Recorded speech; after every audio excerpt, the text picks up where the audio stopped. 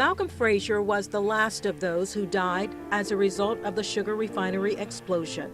He passed in August, 6.5 months later. He was 46 years old. Mr. Frazier graduated from Beach High and attended Savannah State, where he was a member of the Navy ROTC. Mr. Frazier had worked at Imperial for only 4 months. He is survived by his wife Stephanie and daughter Kendra. People from all over the world were touched by the sugar refinery tragedy. Many of them wanted to know what they could do to help the victims and their families. News 3's Trish Williford continues our team coverage with a look back at the overwhelming support for the community. Something extremely large just blew up. What I saw and what I heard will live with me forever. The sounds, the screams, the shock on my friends' faces that I've been knowing forever. If you're from Port Wentworth, you'll never forget that. Former Port Wentworth Mayor Glenn Pig Jones was in the middle of his first term in office when the unthinkable happened in his beloved hometown. I was coming down Highway 21 from Effingham County, and I saw all the sirens, the fire trucks, the ambulances heading that way. My first inclination was a plane had crashed. And I immediately asked one of my police officers what happened, and they told me.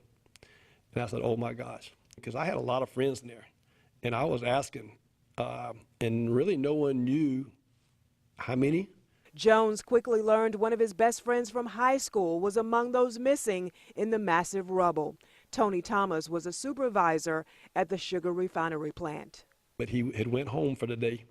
He was a day shift employee, and he had to come back to meet some of the corporate people who were coming in that evening to go take a tour. Tony was the last one that was basically, found.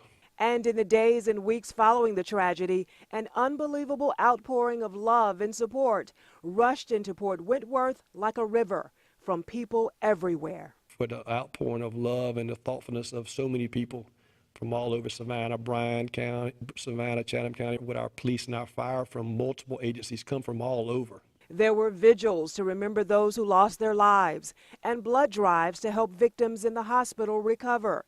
Many churches transformed into staging areas where people came to get anything they needed. And I remember seeing walls and walls of bottled water. People were bringing drinks, bringing fruits, whatever they could bring in. And that type of support didn't just come from the community. People from around the world also felt the pain of the victims and their families.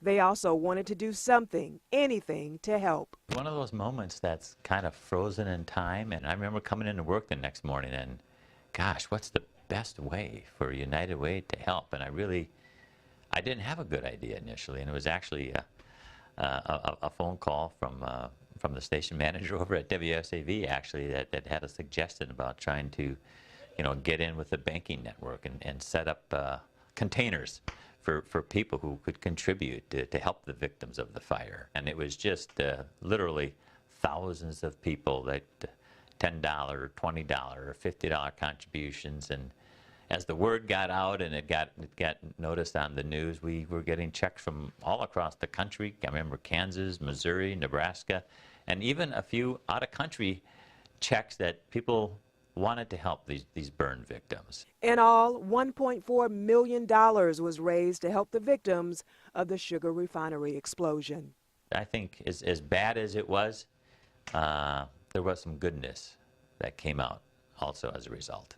In Port Wentworth, Trish Williford, WSAV News 3. Stay with us. News 3 on your side at 6 is coming up next.